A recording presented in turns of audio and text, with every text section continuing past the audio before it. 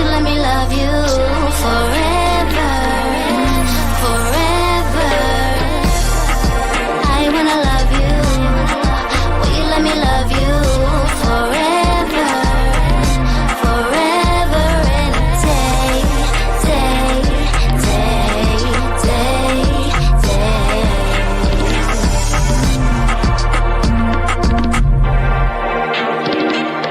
Hi, y'all. Happy Monday. Happy the day after September 21st. You know, Happy finale day. it is finale. So, welcome to the Melanated Way. I'm Linda. That is Abby. We are cuppering. See, y'all, it's totally my fault that we're starting late. I cannot get it together. I blame the dumbass cats for my terrible neighbor upstairs. You know who you are, and you know how loud you are, keeping me up. And yes, I said it. Those shitty kitties are the reason I'm up, and part of the reason why I friggin' cannot stand cats. Period. Full stop. That being said, season 2, episode 14 of Match Me Abroad, Twin Flames, the finale. Listen, you guys, I was not ready. I don't think I was ready. Like, I thought I was ready, but I clearly I was not ready. What about you, Abby? Were you ready for this finale? I'm so glad that they actually gave us a resolution, but I was not prepared for it. I was prepared to drag it out a little bit more, but here we are, and I appreciate the way it was done. Listen, they were not mincing their words at all. At all. Not at all. That being said, shout out to the fam. I see a lot of our old school day ones in the live chat, and I love that for us. Let's jump into Monica and Bernardo. Yeah, let's start there. Let's start with the absolute stupidity of this. Listen, you know when they say don't shoot yourself in the foot? That's all I can think of with this. Like, she clearly wanted to go home alone, and that's exactly, well, I mean, I'm not going to give up the ending, but I just think this whole thing is ridiculous. So she, as you know, broke it off with Bernardo because she couldn't stop thinking. No, Bruno. Broke it off with Bruno because she couldn't stop thinking about Bernardo. Told him, peace out, you're not the one for me. And then hung up and quickly texted Bernardo to come over for a booty call. So he shows up at her room with wine. They make out immediately as she opens the door. She's like, oh, I'm so glad you're here. I'm whole again. I was like, this bitch. What? You're what again? She apologizes to him. She starts tearing up. And you know, one thing I realized, you guys, is that I'm just not a big of criers. Like I am sensitive, and I think that that's probably why. So, like, if you're gonna cry, have a purpose behind it. But if you're crying every 5 seconds, then it's irritating me, and that's how I feel about Monica. Like, what do we like? What's your purpose of crying? Don't just cry to be crying. So she's like tearing up again. She apologizes to him for choosing Bruno, and you know, she starts crying back when Bernardo was leaving, even though she's the one that chose Bruno. No one had her arms twisted. They kiss more, and she's like, it was so hard to say goodbye to you. And he was like, I thought I was never going to see you again. It was all very theatrics, and maybe that's what I can't stand about it. Because at the end of the day, what you're seeing with your own eyes in plain sight, you guys, is each of them gaslighting them, and him especially, in order for him to have sex with her, because that's his purpose of coming over. He's like, not only was he super stoked that he was chosen, but he was only stoked that he was chosen because he said, if you guys remember during the choosing ceremony, that he doesn't believe this is the end of it. He believes he now won over Bruno, and now he gets to have the booty call that he's wanted, and it makes him feel more as a man. Abby, thoughts? what was really interesting to me is how, like you just said, that they're gaslighting each other. It's how little work that Bernardo had to do. Like Monica's gaslighting herself so hard that he doesn't really have to do, like he showed up with wine and that's it. Like he's in there and he can continue to do the bare minimum. Here you are having a conversation with a man who's already stood you up about how you're going to keep contact long distance. Like, do you really think that you having to feed him this information is going to be successful? Like, she's working so hard to make this into something that it's not, that he doesn't have to do little to convince her of it. He doesn't have to do very much, I mean to say. You know what I'm saying? You know what I'm trying to get at?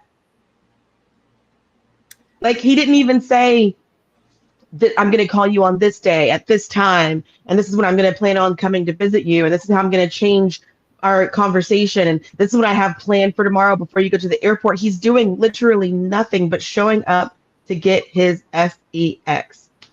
Listen, Abby, listen. This fool was an F-boy from day one. He made it very clear where he stood by a first date. Oh, guess what? What's happening over there? Abby? Me? Yeah, you. What happened? What you doing? I was like reading the chat. Oh, this is how it came across.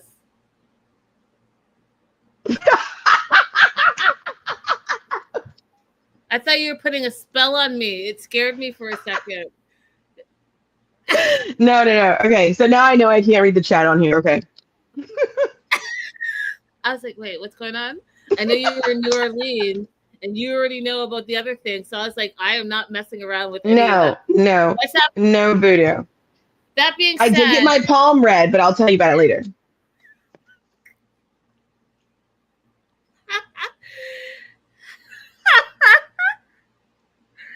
That being said, he's a true F-boy. And why I say that is because he had no intention of being with her from the get-go. He had a group date with her from day one, ghosted, and then didn't show up, made plans, and then was like, hey, I'm busy with my friends watching sports. Let me show up and have a booty call later. Then he doesn't get chosen, and he still takes you back, but he only takes you back because he's only ever thought of you for the sex part of it. So I just don't understand how we're not all seeing that. He wants to have sex with her, and that's it. I wonder if watching it back will help her realize the ways in which she has one-sided this relationship. I hope so, but you know, some people, when you're delusional, Delulu only sees Delulu, so she's only going to see what she thinks is right, really. And here's the thing: he continues to precipitate his F-boy behavior by letting her know up front, oh, by the way, I'm not going to be able to take you to the airport because I have to go to work. He's like, he didn't even bother to stay the full night.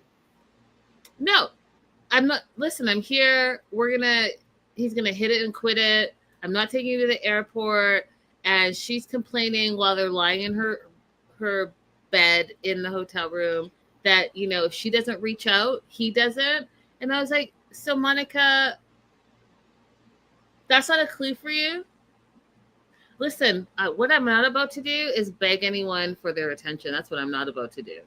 And you can ask anyone that I've dated, you're lucky if I text you back.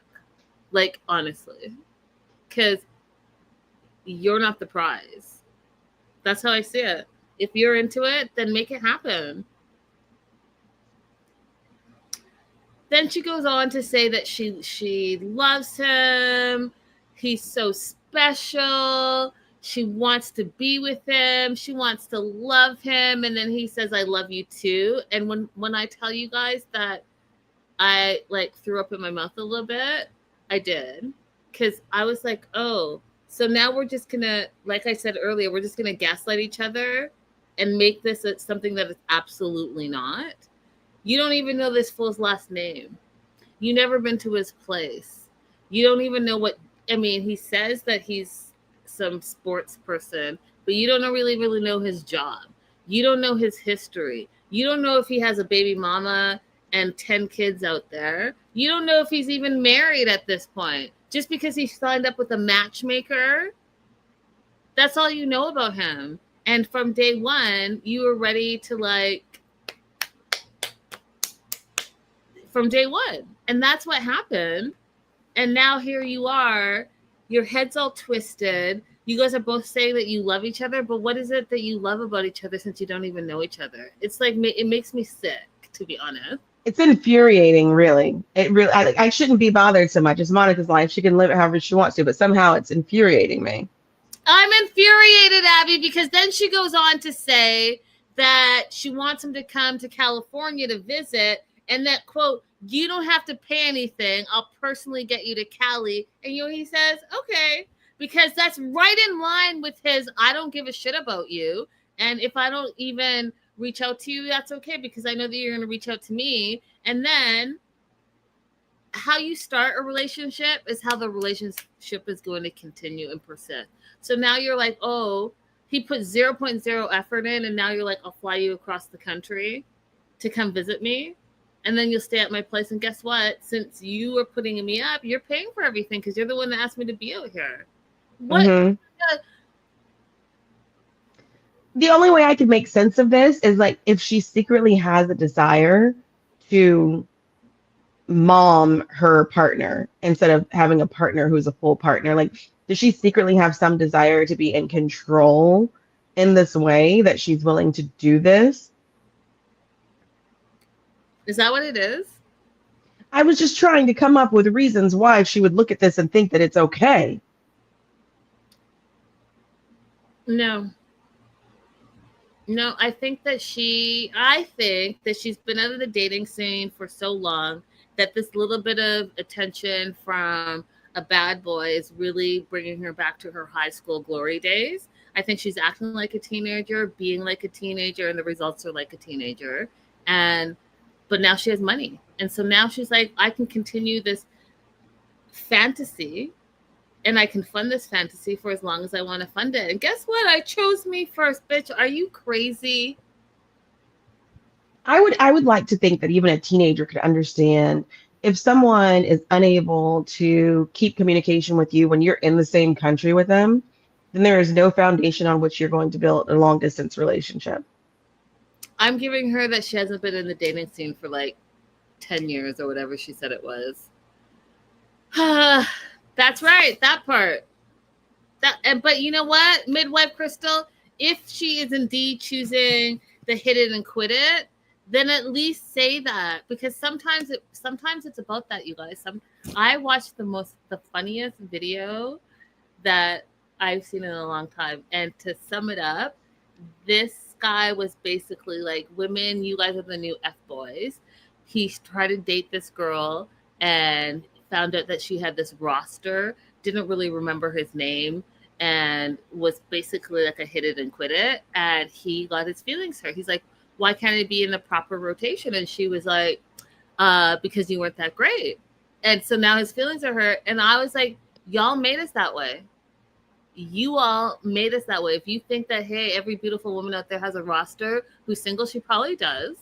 And she does, because this 2020-25, that's new. 2020 to 2025? Yeah, it's about right.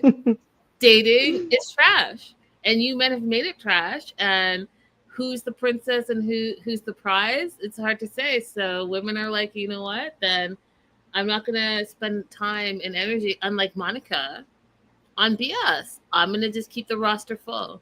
And I'll tell you that if you guys were here last week and I mentioned some dating, I said that to that person directly. I said, you know what? You fell off the roster. You're not even top 10 anymore. So I don't even have the energy. Happens. It's a true story. Happens. Louisa shows up. And, it's Monica's last day. She's leaving. And the first thing Louisa says, how's Bruno? And Monica's face cracked me up. She's like, Well, I have a lot to tell you. So much has happened. My decision to choose Bruno, I couldn't stop thinking about Bernardo. End scene. Thank you very much. That's a winning performance. My note says, really, question mark. It was poor Louisa. We want Louisa to come back, but we gave her Monica and Tony.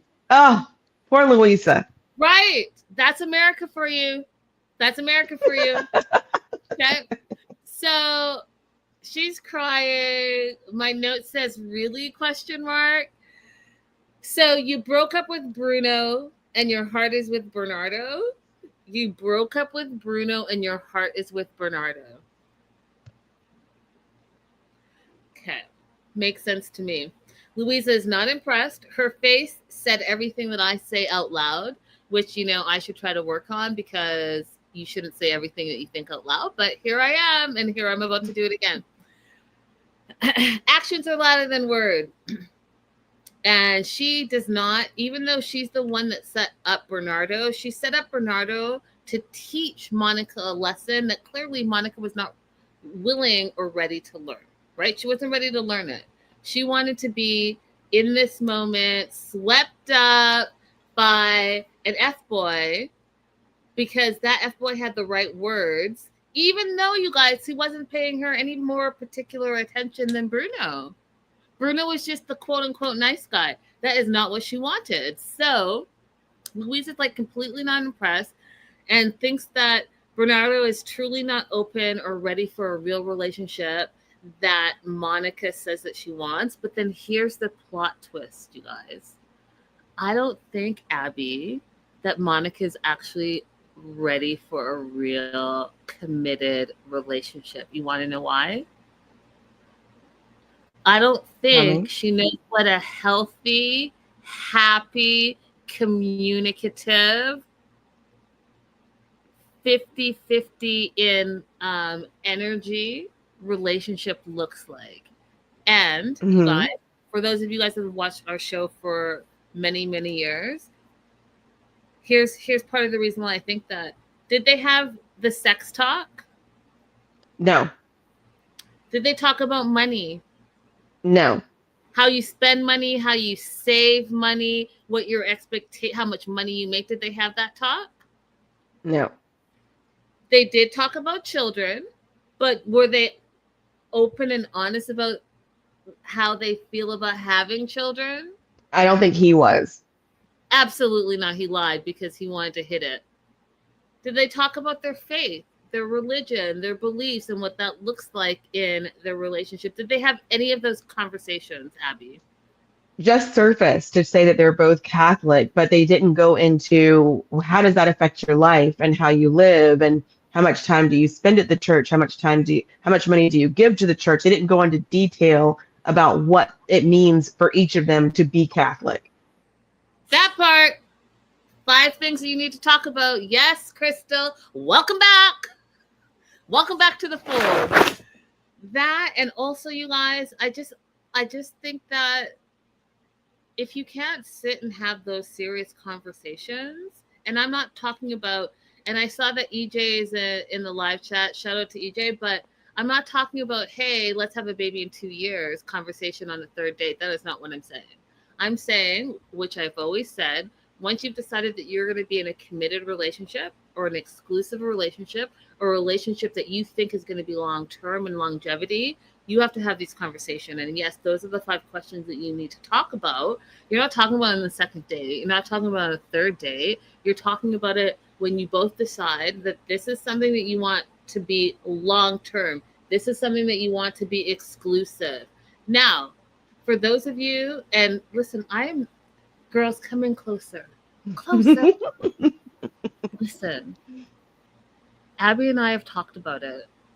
Okay? If you need to go out there and hit it and quit it, then by all means do that. And you're none of the names that men who do the same thing call you. do that, but know that that's what it's about. But as a female, it's harder for us because we attach really quickly. So if you're not ready to be detached, right? And like I said about having a roster, if you're not ready to have a roster and you know that you cling on, then maybe that's something that you're not going to want to do. But feel free to do that. Get that out of your system so that you can think clearly and logically. So that when someone is coming and gaslighting you, you recognize it right away, Monica.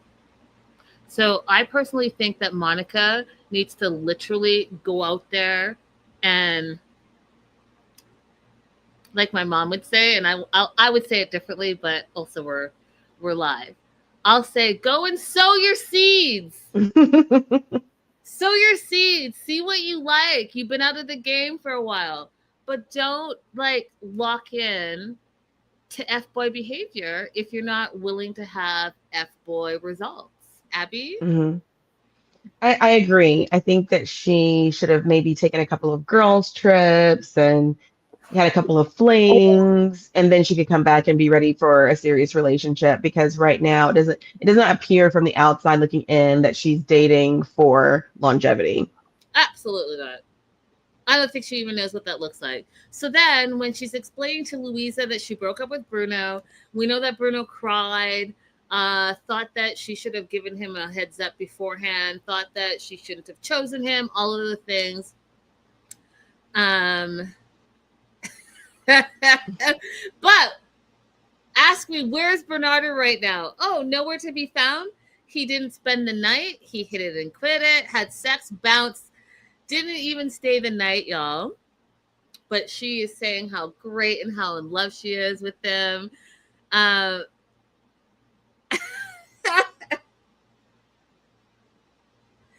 Louisa's like, "Are you in love?"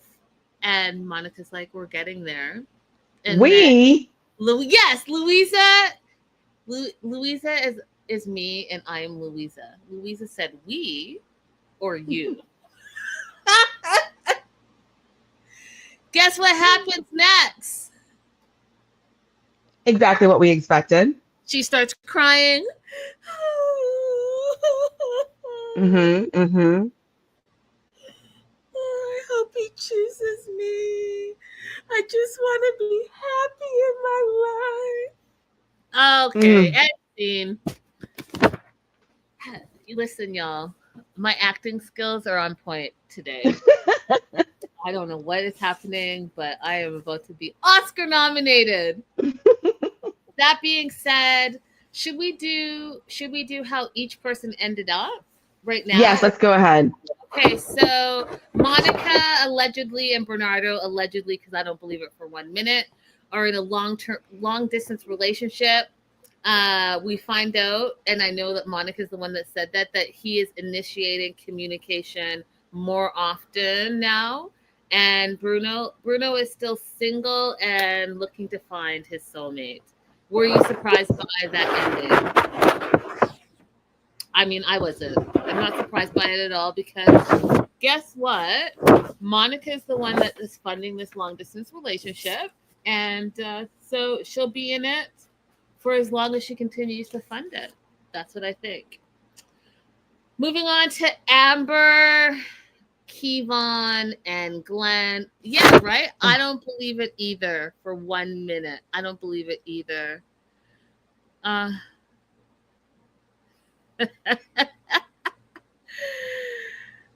StreamYard. I don't believe it for 1 minute, you guys, that she's with him still. Amber, Glenn, and Kevon.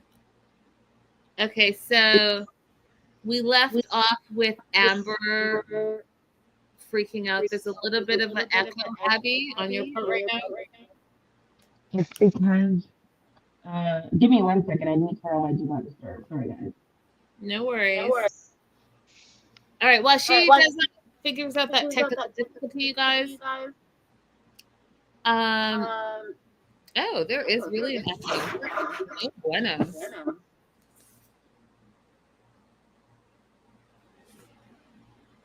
Amber is super mad right now at Glenn, right in the last episode. we saw that she slapped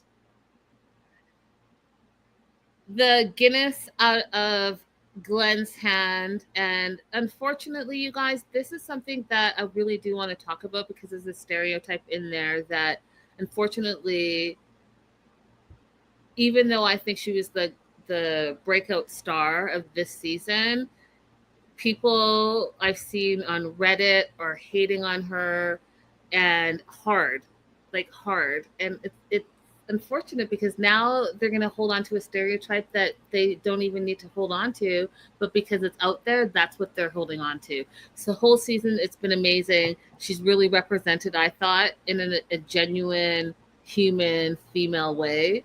But all of a sudden, and you know, America is America. Now you guys are all hating on her for real.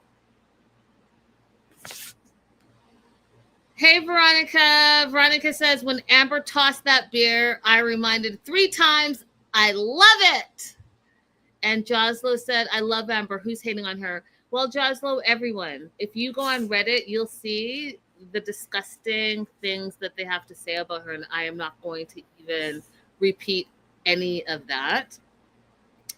Oh, that's much better. I'm going to remove the other one. Okay, Abby? Yeah, you're good to go. Can you hear me? Okay, perfect. Yes. Good. Becca says, Amber is great. People are stupid. We have, you know, there's such a, things right now in the US are not good. And the circumstances that are happening around the same time as this and last week's episode happening are just, I think they're making this much worse than it would normally be. Obviously, not good to assault someone, especially not good to assault someone in a foreign country, because that would be considered an assault here. I don't actually know if it's considered an assault in Ireland. But at the same time, if a person is not already racist, one action is not going to turn them into one.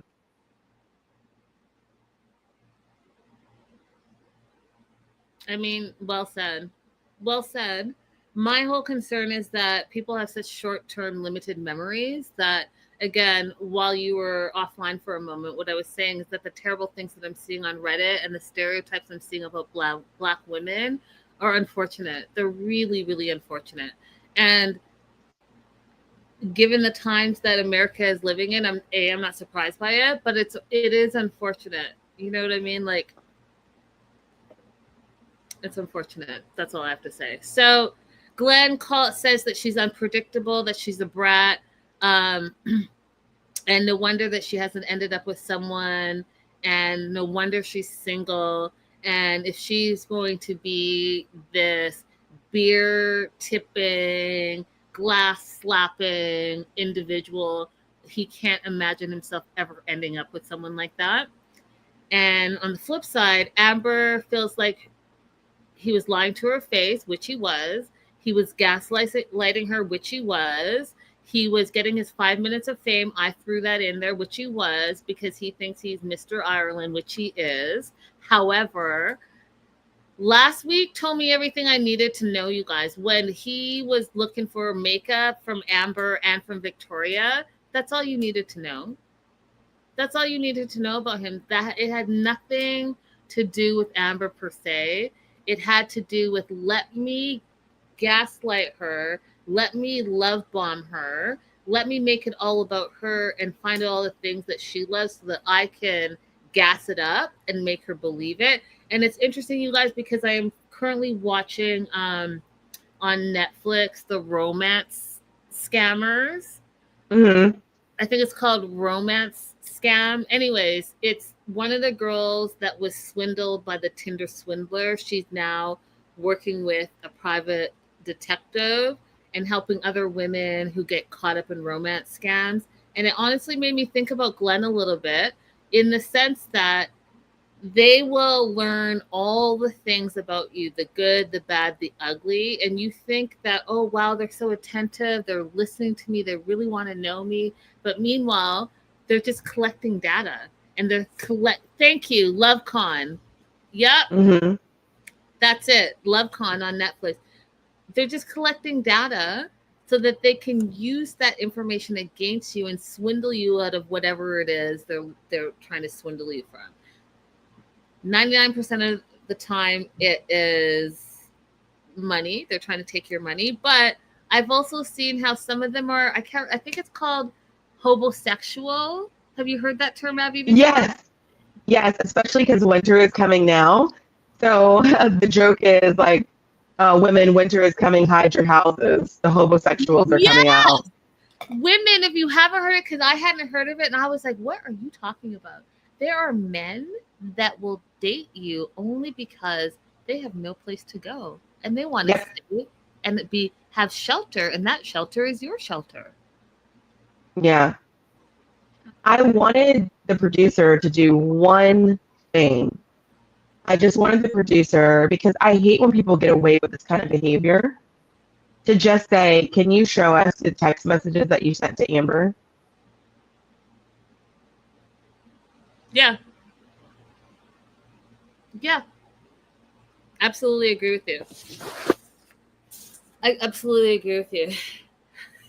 Jasmine said you're vibrating a little bit. So, women, ladies, look out, because it's that season where you just don't know what that person is looking for, right? And I encourage you to take your time, because if they are looking for something and you're taking your time getting to know them, they're gonna not waste time. They're gonna move on, and they might drop you, they might ghost you or whatever. But for me, in my words, that's God protecting you.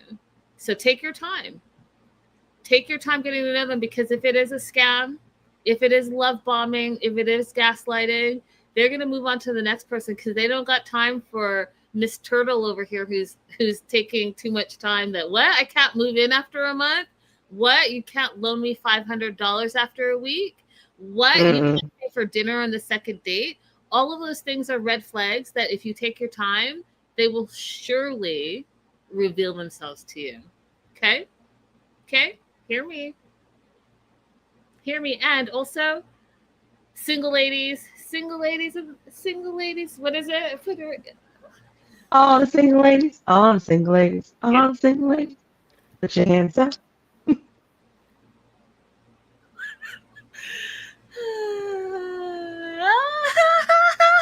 You guys. You know why? It's because I need my microphone. You guys, do you miss my microphone? I can only sing when I have my... I do miss the microphone. Okay, great. I'll bring it back. That being said, take your time. So Amber's realizing that Katerina was right about Glenn, and she's wondering, is it too late to reach out to Kevon? Katerina has already reached out to Kevon, let him know what exactly was going on with Amber and the whole Glenn situation.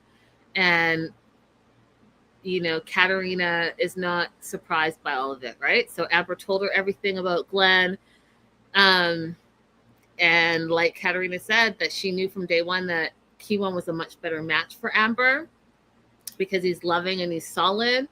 The only thing that we know is that he needs to really work on his insecurities, which, you guys, you know, I was talking about this with a friend of mine this weekend. We can come off it, however, we all have our own insecurities, right?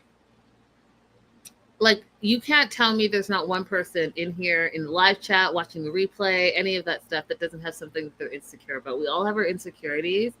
The thing is, in dating, we have to learn to be vulnerable, and we have to learn to communicate. And that part is the part that's not easy, but that's the part that's going to bond you with the right person, you guys. Now, hear me out, because I just talked about swindlers and romance scams. What we're not about to do is we're not going to be open and vulnerable for no reason, right? Just so that person can gather data about you. What we're going to do is make sure we feel safe and secure to be open with someone, because we believe that there is a future with us. We're not doing it on the first date. We're not doing it on the second date. We're not moving anyone into our houses in a month. We're not giving people our PIN codes to our ATM so that they can go and withdraw $500 every 5 seconds from your ATM from multiple ATMs. That's what we're not about to do. We're not inviting people to stay at our houses when they don't have somewhere else to go. The rule is, if you don't have a home, then you cannot spend the night. And I do not give a rat's patootie. You guys can fight me on this. If you're dating someone and they don't have, and you don't know them, they're not, you met them through your coworker and they work in the building next door, whatever. If you met them on some dating app and you go on a first date and the second date they're trying to spend the night and stay at your place, excuse me, what were you doing before you met me? Right. What were they doing before they met you? Keep that in the back of your mind always, because I don't understand it. You need $500 and you just met me last week. What were you doing before last week? Hmm. As a matter of fact, you don't even need to ask the question. Just peace out. Just like disappear like a what was it? What's that? What's the X-Men character? Thanos? Just fade away. Fade to black. Fade to black. Midwife Krista. Who is Kevon? Yes, Kevon is her other dating potential. So she had Glenn, who is Mr. Island, and Kevon, who was Mr. Quiet, nice. No, Yes. no. Crystal is saying that you made his name a black name, Kevon, instead of Kevin. They've been saying Kevon on the show. What are you talking about? Mm.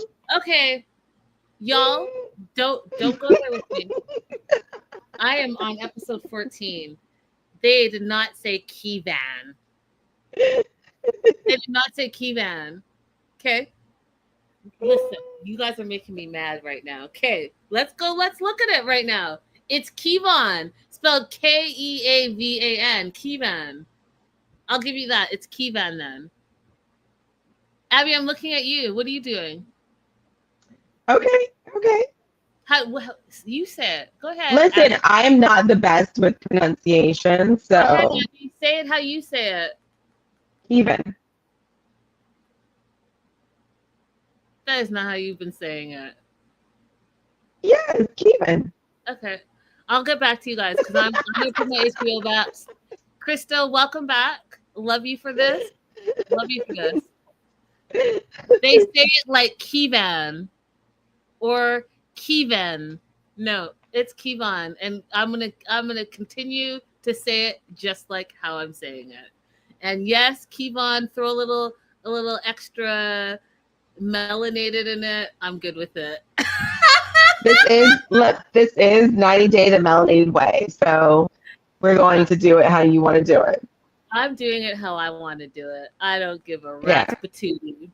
But I am gonna look it up because you guys are killing me. Okay, so as I'm looking it up, Katarina has said everything about everything. Crystal, I love you. I'm so glad you're back. This girl, one of the things I love about having friends that are like your real friends, they will call you out on everything with no shade. No shade. And it's been a long time. Crystal's been gone for a while, but Crystal has always been the one that is like, this bitch is talking crazy. Let me just go ahead and say this and this and this and this. And I'm always like, oh! But then I laugh about it. So keep it coming. Becca said, I thought it was Kevin, but a long E. Okay, you guys, we have to find this. Oh, we have to find this immediately, if not sooner. Let's keep on. Anyways. Listen, it's probably something Gaelic that none of us is saying exactly correct. Well, luckily, I'm going to find out, you guys. I'm going to find out. I'm worldwide, right? 5:19. What time is it in Ireland right now?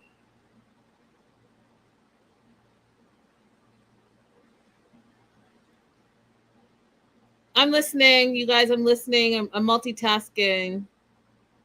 Oh, it's So 2:19. It's 2:19. So go ahead. so you left off with Katarina messaging Kevin, and saying there's an opportunity for him to see Amber again, before she leaves. Mhm. And what do you think about the way he responded? He seemed a bit emotional in his response to that information. So that being said, Katarina's like, I need Kevon to man up, show up, and she's like, bloody hell. And so he got that text. He knew exactly that Amber was leaving, but Amber also texted him, and he didn't respond, and she feels bad about it. She feels remorseful for not giving him more time, and she's wondering maybe he is the true love, and she didn't give it enough opportunity. And so they pan into him on the dock. It's raining. He's by himself. He's upset because she spent all the remainder of her time with Glenn. And uh,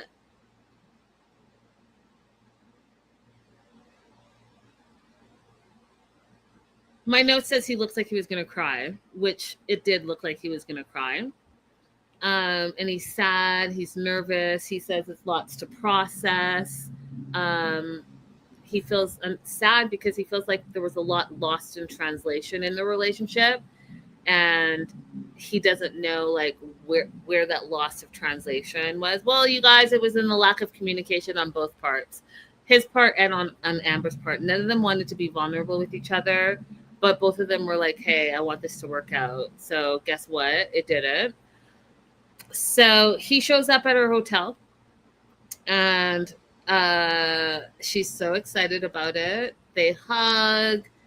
They look longingly, but also lost, if that makes sense to you guys. Like longingly, but no one's doing anything about it. There is no solutions being made. They're both just looking at each other pathetically and lost. Like, oh, she's leaving. I feel bad about it. But no one's talking about their true feelings. No one's talking about Kevin.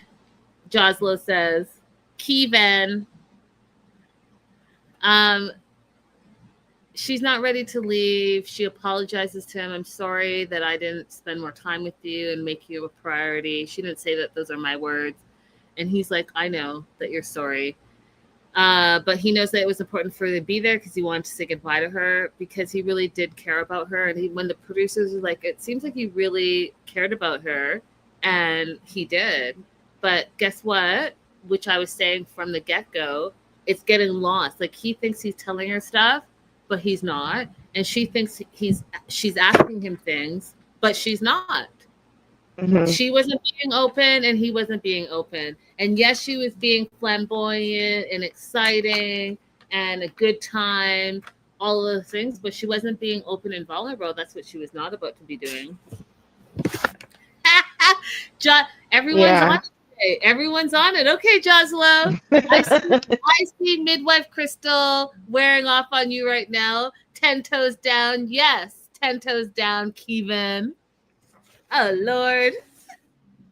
Y'all are on it. I love it. I have the same feeling that I had before about their situation. He's not keeping himself on her calendar, and she's not willing to be the one to initiate, which is fine. Like, she wants some of the traditional gender role in there. But he is completely without knowledge on how to navigate dating someone who is dating multiple people, and it's hindering him mentally. Yeah, but she also, too, needs to learn how to be vulnerable and open up and express how she's truly feeling as well. Well, I think that's what's difficult in these relationships that people want that are more traditional. If you're going to be a traditional man who is pursuing me, then my security and my safety needs to be established before I give you any vulnerability. You're supposed to be the leader, right? So if that's what you want in a relationship, then that's the role that you have to play as the leader, as the man, as the stronghold. You don't get somebody's vulnerability in exchange for nothing. You get it in exchange for providing safety, pursue me, want me, love me, show me. Mm. Okay. That's fair. That's fair. For someone who's like kind of in traditional roles of relationships, I will say that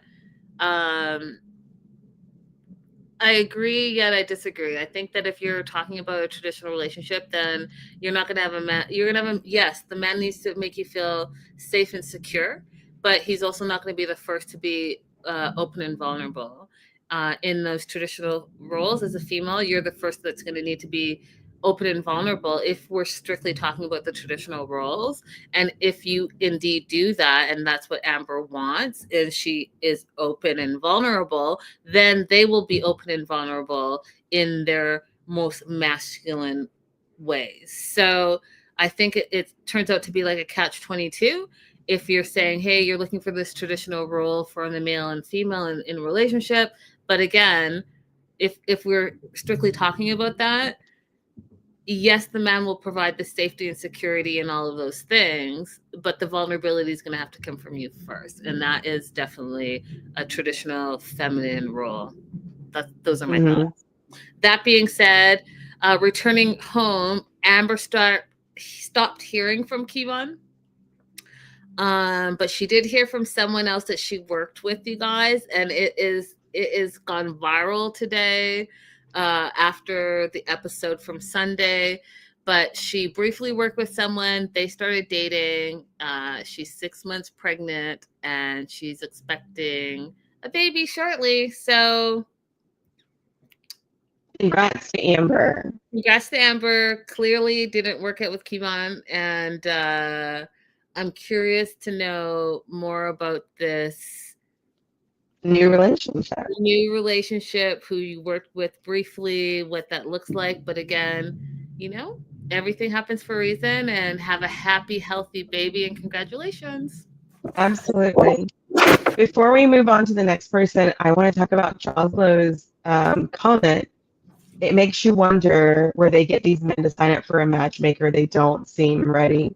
So I was wondering this too, and I have two things that I think maybe happened. One, maybe they didn't really sign up for the matchmaker. Maybe they were just chosen for purposes of being on the show, because some of them don't seem like they really are ready for a serious relationship. And then the other thing I was thinking is, what if these men are just diabolical and they sign up for a matchmaker because they want to be paired with women who are desperate? Oh, where are those balloons coming from? I am just wondering because... Hey, Abby, can you go like this again to your screen? Oh. No, just down. Follow what I'm doing. No, just go like this. Oh, okay. Yeah, there it is. Oh. The first time it was balloons. When you went like this, the first time balloons came, now graffiti or confetti came down. That is so weird. My nephew does something like this, and then like a thumb comes down, but I have no idea how he does, how he's making it happen. Just go like this. It's one of the kind of things I have to call Taylor out to help me with. No, it's good. It entertained me. That was great. I think there is a perception, whether true or not, that women who sign up for matchmakers might be a little bit desperate. So I was like, what if these men are just diabolical and they want like a slate of women just placed in front of them who they think that they're going to be easy for them to game? I mean, I hope it's not that, right? But also there is a bit of casting in it, right? As a production, as a producer, on a reality show, that is your job, is to cast people, and you're going to cast whoever you cast and whatever that looks like. So, Mr. Ireland, I'm sure he's like, what? Be on international TV? Absolutely. I think there is a signing bonus, because that happens too with reality TV. If you guys don't know, I mean, there's a lot that goes into it. So, some people, maybe yes, they're truly looking for love. Some people are just looking to be on TV. One of the things I am disappointed about this season, and I was going to say it at the end of the show, but it's disappointing to me that, out of 6 potential couples, none of them really worked out. And we were all invested. So that being said, moving on to Harold and Amber. He's trying to stay in Singapore for longer, and he wants to go out with Amber. And of course, at a pace that she's comfortable with, which I'm glad that he was able to reel it back in, because he was freaking out. And she says, sure, sounds good. But like, please, let this be casual. And when I see you kind of thing.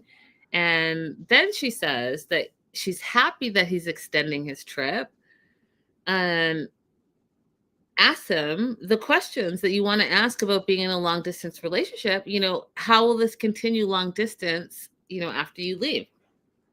He's like, we'll call, we'll talk about our days. It's important that you start to miss me, but we'll stay in contact. And I have to tell you guys, out of all the things that we've been talking about, communication, long distance relationships in general, Harold is the only one that has had growth. He's really, I don't know if it's because he learned from season 1, and so he's really receptive to everything that Dolly has taught him, but he has implemented the tools that he needs to be in a successful relationship. And I haven't seen that with anyone else this season yet. I agree. So she says that she's pleasantly surprised and happy that he's staying longer. And it shows her that he's interested and he wants to take things to the next level. And he's not only just waiting passively for something to happen, which is also important, you guys, where as females, we want, take charge, lead the way, show you're interested. I don't need to chase you. Chase us. Make plans. Say what you want. Do all the things. So when she said that she was happy that he's not waiting passively for something to happen, I totally related to that. Like, what are you talking about? Oh, I've liked you for 4 years. What? Oh, what do you? so what? annoying.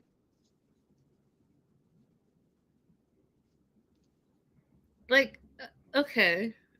And anyways, yeah. Lead with your chest. I don't even know what that means, but it sounded good. So she is happy to be building a relationship with Harold. She asks, and I'm asking you this question, Abby, so heads up.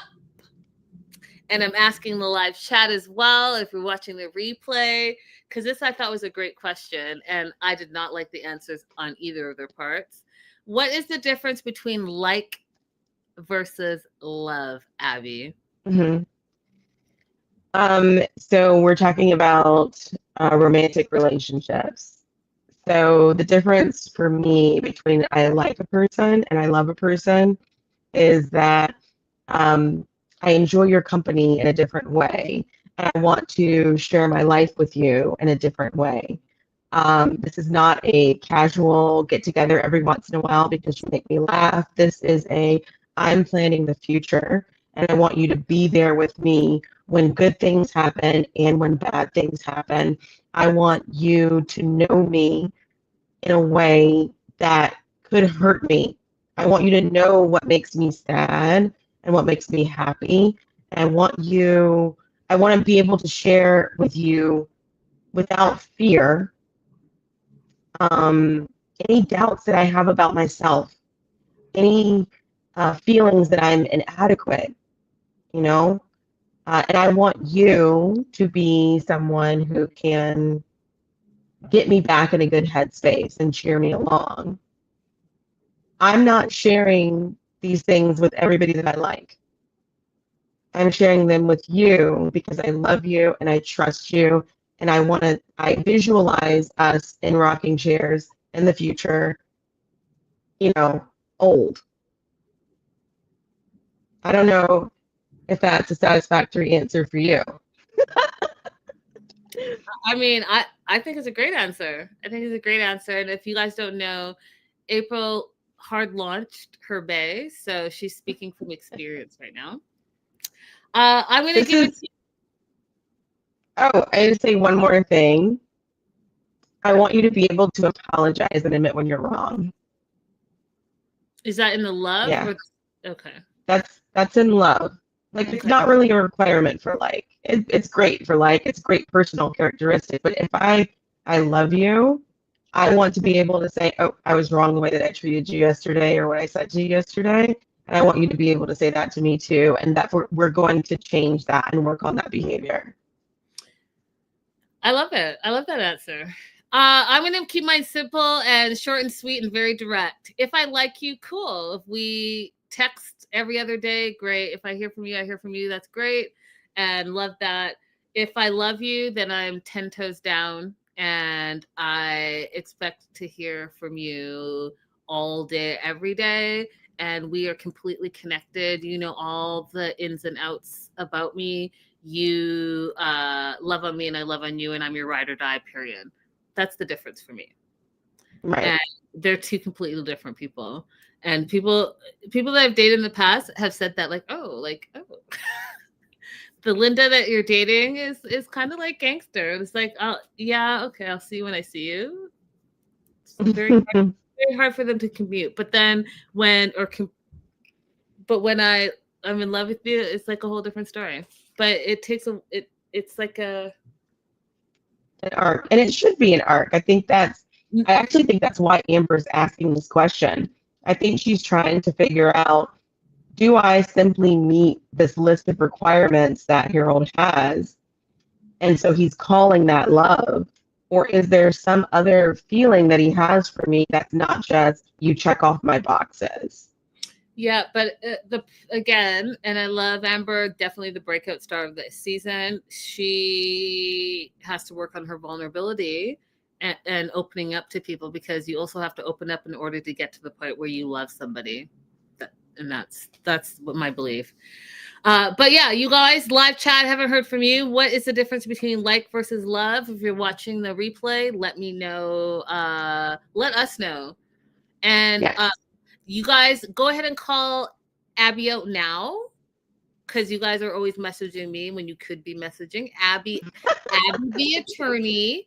Because people who are commenting and sending messages on YouTube, Abby is not the best at Listen, I am getting better. I'm gonna do better. But if you come over, like Becca always does, thank you, Becca. Come to the YouTube page and just let me know. I left you a comment. I left you a question. I will get back to you then. So, but basically, she's saying, get off of my page and go to her page, and she does not comment on. Only like, I will if you tell me it's there. I will. I promise. I only do that when you guys write diatribes that I'm like, oh, whoa. But not every comment. So you all just go ahead. You can @ people. You can @ Abby the attorney, and it will pop up for her. So do that as well, or just go to her page and talk crazy to her over there. Either way, go ahead, talk crazy to me. I will admit when I'm wrong. Either way, keep doing it on my page, because it tickles me pink, and I get to talk crazy about Abby, and she doesn't see it because she doesn't come and look at the comments. Yay! Jazzle says love versus like is impossible to put into words because love has feelings and it's hard to describe feelings. Okay. Yes. Okay.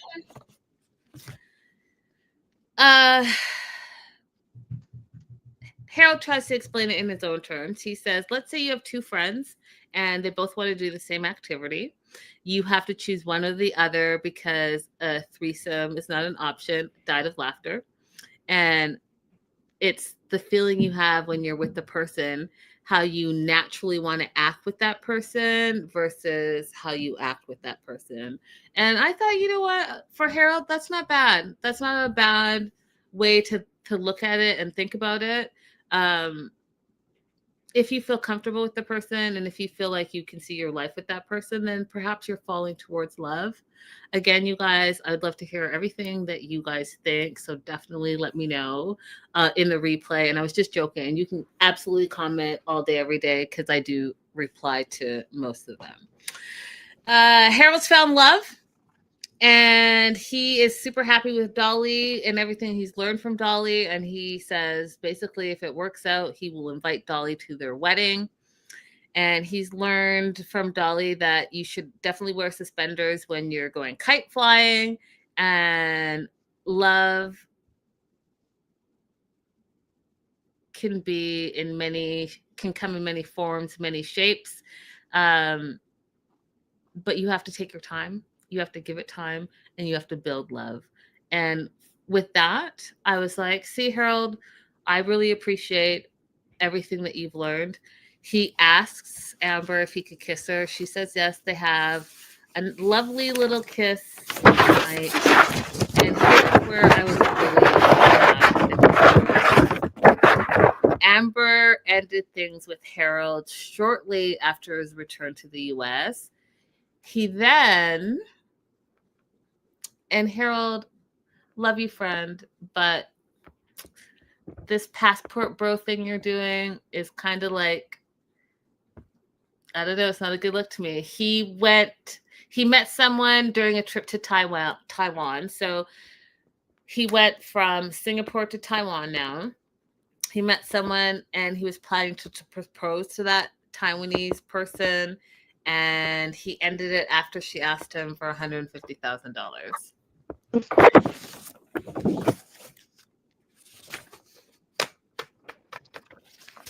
So he had enough sense to know that it was something was awry, unlike some other people that we've seen on reality TV shows. I mean, I'm glad he didn't fall into the romance scam. I'm glad that he was aware enough to know that. I do think, though, that, find love where you need to find love. I just hope it's not, a passport bro situation where you're doing it at specific countries for specific reasons. Right. Jocelyn's asking, where does Harold get his travel money? He has a really good job. He works at a nuclear power plant or something like that. Yeah. Yeah. Yeah. And it's like 4 months on, 4 months off. So he has time to travel, and that's why he can stay longer. Victoria and Darren's supposed to bring her to the airport. He's not there exactly when she thought, so she's texting him. He tells her he's going to be there at 11:30. An hour later, he arrives with all the excuses. He's tired, had a long night, his phone died, but he brought her a gift for her flight, and it's a book. She's confused by his behavior because, again, he ghosted her the night before and he's not saying anything about it. But that just showed me his age, right? Because he's 20-something and 20-somethings do that. He's not saying anything, so she doesn't know how to act. He doesn't know how to act. It's very awkward. And she just thinks it's weird. And I thought it was weird, too. I was like, oh, you guys are both being just weird about everything. She is nervous to confront him, but she's changed. She's learned a lot, right, from Katerina, and she really wants to express her feelings. So she tries to confront him in the car on the way to the airport. And she's just like, I'm surprised that you got me a book, and I'm surprised that you actually showed up because, you ghosted me last night. And he's like, oh, and okay. He's like, oh, well, my phone died. And then the gate when I got home was open. And then my dog, he can get out. And then I had to go run and catch him. And then my phone died. And she accepted them. She's like, I believe his excuses, and I'm going to accept it and move on. I was shocked, you guys. I think I'm like, oh, is that why people think I'm like so hardcore when it comes to dating? Because like, if it doesn't make sense to me, if it doesn't make dollars, it doesn't make sense. And if it doesn't make sense to me, I am not letting it go until it Mhm. makes sense to me. And if I let it go, it means I don't care and you can peace out.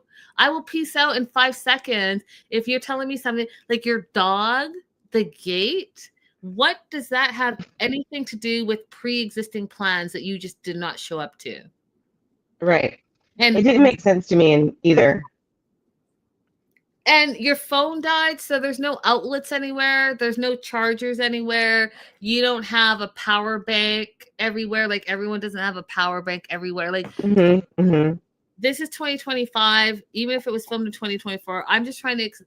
So you are a 20 something, and you know how these alpha, beta 20 somethings are. They have their tech everything. So you're telling me your phone died, and you didn't have access to it for almost 24 hours. You Yeah, it's couldn't. crazy. There was no profuse apology. This did not make sense to me until the very end. I was like, Victoria, girl, what are you doing even letting him be a part of your ride to the airport? What are you doing forgiving him? And then at the very end, before she boards her flight, it all made sense. So she's like, oh my God, we got these ghost tattoos. I thought that you were putting it into real life, which I thought was funny. That was very witty of her.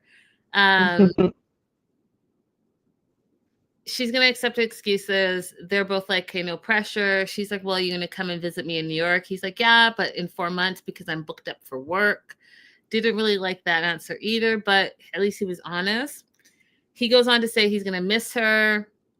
He had a good time. They do like a first little kiss at the airport as a goodbye kiss. And it wasn't like making out like Monica was making out or any of the other ladies. It was just like a pet goodbye. And then we find out, you guys, that Victoria and Darren have been a little bit untruthful to us. Okay. So not the first time they kissed. Okay. They kissed like that first night that they met. And they've kissed often. And not only have they kissed, wham, bam, wham, bam, wham, bam, sexy, sexy time it is. They were all the way in. They were all the way in, which totally makes sense with why there was like this weird little situation going on while they were so like texting all the time, while they were smiley. You know what? They kiss. Jiggy. They jiggy. They kiss and they don't tell. They kiss Right. and tell. So I noticed something. Tell me if I'm taking this way too far. Victoria posted some photos on her Instagram, and the caption of the photos is, here are pictures from some of the places that Darren took me on the dates that were not shown on the show. And I looked at the pictures and noticed that a lot of them are pictures of scenery and him, like him in the corner of the scenery, not posed, just, candid shots. And I was taking from this that there's an infatuation here on your side that maybe is not being reciprocated. Why are there all of these candid shots of him and the scenery? She wasn't in any one of the photos. Yeah, I don't know. I have to look at it to have an opinion. But I mean, you're probably not wrong. But we find out that Darren flew to New York City and spent the holidays with Victoria. And even though there's not a lot of PDA between them, they're planning to meet in London next. So they are the only couple of the season that are, well, Monica says that they're in a long distance relationship, but we don't believe Monica. We do not believe Monica.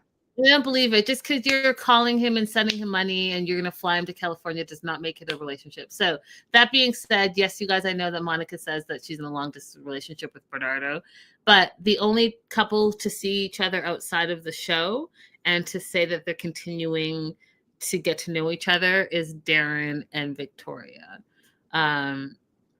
So that was surprising to me, and take from it what you may. But you know, the age difference is going to start to show, Abby, and I think that that's part of what you're seeing is the age difference.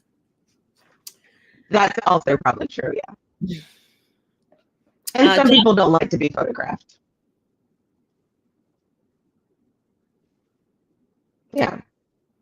I mean, I think it's I don't know what it is. I have to look at her photos. Last and certainly not least, Sarah and EJ. EJ says he's sad that she's leaving, and Sarah's sad that she's leaving, and everyone's sad that they're leaving, and it's the end of some time. EJ arrives at her hotel, hugs her, hugs the mom. They want help. They, meaning Kitty and Sarah, want help with their luggage. And Kitty says something that is super hilarious to me that I was like, oh, low key, is that a little dig to your own daughter? Because she's like, you know, thank you so much for helping with her baggage. You know, she has some baggage, Kitty says. And I'm like, LOL, because yes, she has some baggage. And thanks him for helping. And Sarah's, you know, a little melancholy. She says that she thought her and EJ wanted the same things out of life, but both have some baggage and they haven't worked it out. And, you know, she's leaving today and they haven't had any other conversations about it. The thing is, you know, the baggage that she's talking about, you guys, is this 2-year plan, his 2-year plan versus her 1-year plan. And again, it's a bit confusing to me because you guys have been on like 3 dates and then you're expecting someone to commit to you after 3 dates and talk about, yes, we can have a baby next January. I mean, I guess it's possible because, listen, Amber is having a baby. So I guess it's possible, right, Abby? But she's having a baby with somebody that she was already acquainted with. In this case, Sarah met someone she never knew before. And instead of saying, let's get to know each other and what our parenting styles are, and what our religion is, and how we handle money, and all of Linda's 5, instead of letting that play out, she wants this person to commit that in 2 years he's going to be ready to have a baby. And that's ridiculous. You basically want somebody who is immature enough to make that kind of commitment with a stranger. Yeah, I mean, I just, you guys already know how I feel about it. Like, what you're not about to do is tell me that we're having a baby and getting married after 3 dates. Like, that just is outrageous. So she thought they wanted the same thing. She's disappointed that he didn't give her the answer that she was looking for. So she feels like her and EJ are leaving not in very good terms. And then they get into the car service to the airport, and Kitty asks about EJ's 2-year plan. And she's like, you know, I'm asking for a friend. And he says, you know, I don't know. I don't know where it's going, which is an absolute correct answer. Y'all, we've been on 3 dates. I don't know. Do I want to get to know your daughter more? Yes, I'm hopeful. But what you guys are not about to do is bully me into saying that I have plans to come to Texas. I have plans to marry her. I have plans to have a baby in the next year. I mean, he literally said from the jump that his priority is his business, and his business is going to be his priority for the next 2 years. And you guys, when people tell you exactly who they are, believe them. You're not going to change what they're saying. You really are not. And women, dear women, I say this with the utmost love and respect for you. If you're dating a shitty man, having his baby is not going to make him any less shitty. Oh, So say it again, Linda. Think that having a baby is going to make him more communicative, more exclusive, more lovey, more responsible, have him work more, have him stay out of jail, have him not be in the streets, have him not cheat on you because you're going to be the baby mama. I don't know who you are kidding. The only person you're kidding is yourself, because all that's going to happen is that you're tying yourself to this irresponsible person for the rest of your life. Now, I am the biggest Cardi B fan, love her. Okay. She's having a baby with Stefan. And if you know anything about him, he has multiple baby mamas. He's like a Nick Cannon for the NFL. However, after she announced just this week that she's having his baby, it's now coming out allegedly, because I don't know if it's true, it could just be the rumor mill, it could just be the internet, that he's also having babies with multiple other women at the same time. And so I circle back to what I just said. Dear women, having someone's baby is not going to change who they are as fundamental people. Okay. And also, dear women, I'm all about the pro-female movement. I'm all about women getting down and jiggy and not having any labels and being slut shamed. Do you? But can we just talk about, as grown women, that you can have protected sex? Mm-hmm. It doesn't have to always be about having someone's baby. And like, I'm just trying to figure out, all y'all that are running amok out there,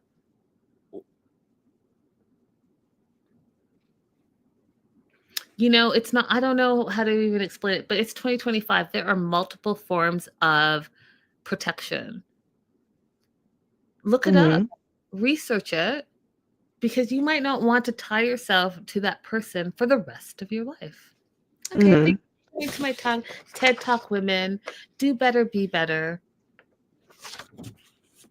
Yeah, you don't have to unnecessarily complicate your life by rushing headfirst into some things.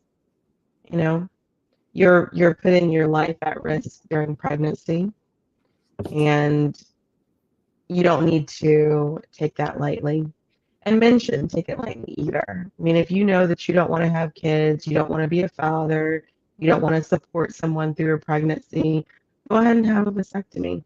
You can still have kids later on with a surgical procedure, but in the meantime, you can protect yourself against having unwanted connections and children. I just think you guys, I'm already a germaphobe. You guys, what? Listen, maybe I'll say it more bluntly after I say Becca's comment. Becca's comment also doesn't change who you are in the way you think it will. Facts. And Joslo says the NFL pays for a lot of fatherless children. Those are two also facts. That's a whole other conversation that I won't. That's a whole TED Talk for me. That being said, I was once told or heard something that really resonated with me, and I'm going to share it with you guys so that it can resonate with you guys as well. When you have sex with someone, you are having sex with your soul and their soul. And every person that you have unprotected sex with, you have unprotected sex with every person and every soul that they've had unprotected sex with. And so every time you're having unprotected sex, know that you're not the first person that they're having unprotected sex with. So you can imagine each and every time that you're having unprotected sex is each and every time that they've had unprotected sex. Each soul, they call soul ties, that they've tied to, you are now tied to. And whether you or whatever you believe in the universe, believe in all of that, but those ties are real. They are real, real, real, real, real. And they manifest however they manifest, whether you're having a child, whether nothing happens, whether it's a disease, whether it's your heart that falls in love with someone that you shouldn't be with, that you thought you wanted to be with. That's a tie. That's what I mean. So think about that the next time you're like, oh, well, I'm caught up in the moment, fun and games. I'm just saying it takes 5 seconds to 5 seconds. And even if you don't want to be in the moment, as a woman, you have multiple options pre-hand. Abby just mentioned multiple options as a man. Unless you're willing to risk it and you want to be tied to that person, then just think about it, you guys. It's 2025. EJ says his 2-year plan is important to be a good partner and a husband. That's good. I think it's really good that you don't let someone force a particular timeline on you, because you might end up having resentment in the end, and it's really hard to be in a situation long term and have resentment towards that person or towards that child. So it's really important not to let someone push you into a timeline that does not work for you. And I think it's really good that you stood up for yourself, EJ, in that way. And I found you to be really honest when you said, I don't really see how that's going to work, because she was wanting something that didn't fit into your plan. Your plan that you stated from the very outset was to focus on your business and focus on spreading your business, expanding your business, and you're going to do competitions. And so, especially since you don't know what kind of baby you're going to have, everyone just takes for granted that they're going to have a child that has typical regular development. But if you have a child that has special needs, that throws off a lot of things, a lot of what you're planning on doing in the future, where you might plan to live, where you might plan to travel, what kind of medical treatment you need. It changes a lot of things that I think people take for granted. People say, oh, we'll just figure it out when the baby gets here. Guess who that's not fair to? The baby. I mean, okay, so, and I love that. I think everything you're saying is absolutely correct. I think EJ in the live chat saying, you don't want to have a baby with the wrong person, all of that is important. But at the end of the day, you all didn't know each other. Talking about babies are premature. I just went on my TED Talk, and so I'm not going to repeat myself, but what I will say that I appreciated about what EJ said on the show was that he's never been in a long distance relationship before. He doesn't know how to do it. He thinks it's going to be difficult. And when I said to you guys, and I always say to you guys, listen to people's words and their actions, he's saying, I've never done this before. I can't say, yes, I'm going to commit to you, because he's never been to Houston. I don't even know if he's been to the United States. Maybe he's not interested in going to the United States. We don't know that. But what he is being honest about is that, hey, I've never done this before. So I'm hopeful, but I don't know how this is going to pan out, which is the most honest you can be, right? So instead of gaslighting and being like, yeah, I'm going to come to Houston. Yeah, I really see a future for us. Yeah, we can be exclusive, and her getting hurt again, right? Because we know that she's been hurt in the past. We know that people gaslight and love bomb all the time. Instead, he was open and direct and honest. He's like, yeah, I don't know. I don't know if I can do this. It seems a little difficult. I've never done it before. I'm sad about it, but he's being honest about where he is, and that's what I appreciated out of all the things. Mm-hmm. They hug goodbye, and they don't kiss goodbye. They just hug goodbye, and they say, take care.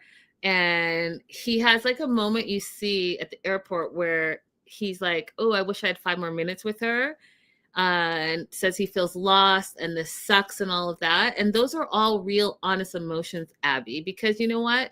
You had a great time with this person. And when you have a great time, and you guys know I talk about the travel and vacay bay and holiday bay and where to leave that, I think it's okay that they left it where it was. I think they both learned a lot about each other. But I also know that it was not enough time to say, hey, we're going to be in a committed relationship. And that's okay too, you guys. It's okay to have a little holiday fling, get to know someone, get to know your likes and your wants and your needs. Because if it truly is going to be a long distance relationship, someone is going to have to move. And I just see that happening in this situation. In order for it to be successful, someone is going to have to move. So she's disappointed about the goodbye. She says that she really tried to facilitate something more. She tried to facilitate him talking about their future being together and for them to quote, let's do this. And he just didn't, in her opinion, that he just didn't pick up on what she was putting down.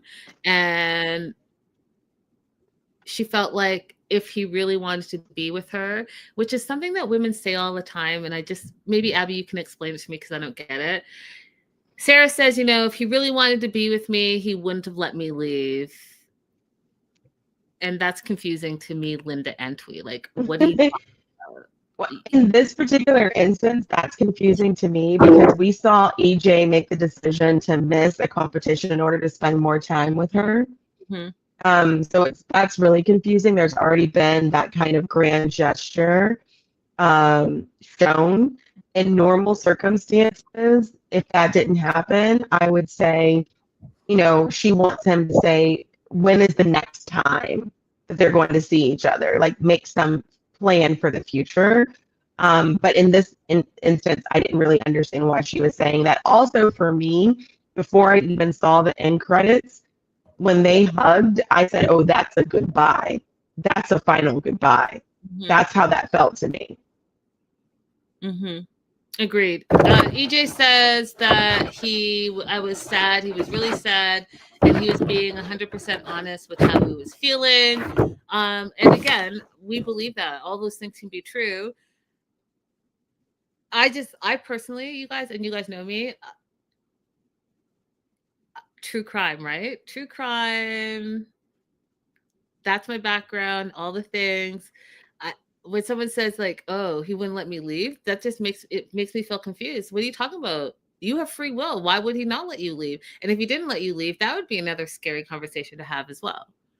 So we find out at the end credits that Sarah and EJ did not speak again after their goodbye. She's dating a doctor who lives in Houston from, you guys, Guyana.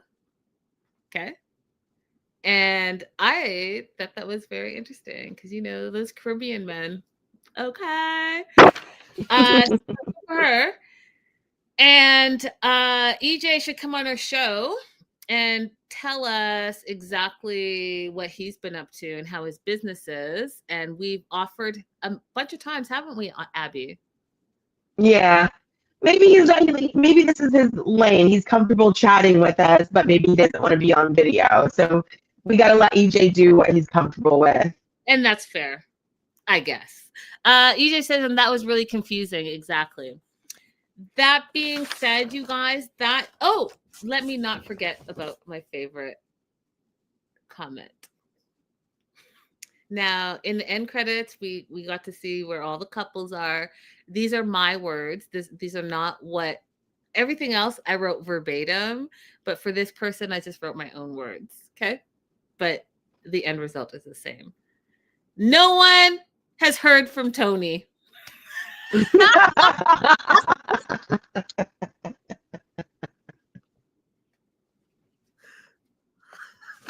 And that's a good thing. No one should ever hear from Tony again. That's it. That's all. So yeah, that's not what they said, but that was the end result. I hope therapy on him. I hope growth for him.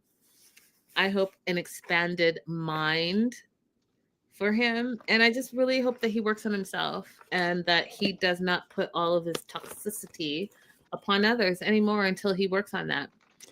And on that note, that is the end. That's the finale.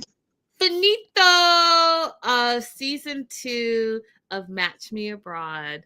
You guys, thank you so much for being here with us. Don't forget to like and subscribe.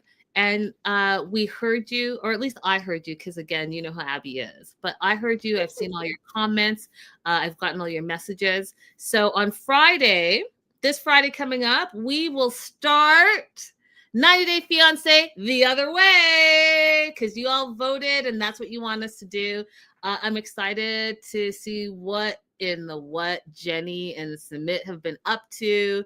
EJ says I'll come on. Good. Let's do it. So let's do it, EJ. Let's do it. If you have time this Friday, we should do that instead of starting the other way, and then we can start the other way on Monday, Abby. Okay. I am going to send you Linda is so girly. You guys don't all message me, because I told you how I do not text back. I don't want to hurt your feelings. So I'm sending this email address to EJ. Don't all feel free to message me crazy stuff. Okay? I love you guys, but I don't love you like that. Shoot me an email, EJ, and then I will send you all the things and we can work out a time. We would love to have you on the show and find out exactly what your business is, how we can help support it, all of that great stuff. But until then, you guys, the other way. We are moving to the other way. Back to 90 Day. But this was a much needed, great show. I've very much enjoyed myself this season. Again, I'm still a little bit disappointed on all the couples, but I learned a lot about even my own dating style. Abby, did you learn anything about your dating style? I learned a lot, and I also really want to go to Singapore now. Yeah, it's been on my list though for a long time. It was not on my list before, believe it or not, but I'm in now. Oh, and are there any East Coast girlies in our chat from our show? I know we have a ton of Floridians, but are there any New Yorkers? And I'll tell you why, but let us know in the live chat if you are in the New York City area. Okay. Or you can easily get to New York. Yes. So if you're like in Philly, you're in Boston, any of those areas, and you guys can easily get to New York, please do let me know. All right, you guys, we love you. Happy season. Happy Monday. And we will see you shortly. And you guys, it looks like we might have EJ on the show for Friday. So yeah, get on your calendar and tell a friend to tell a friend. All right. Bye, guys. Bye-bye.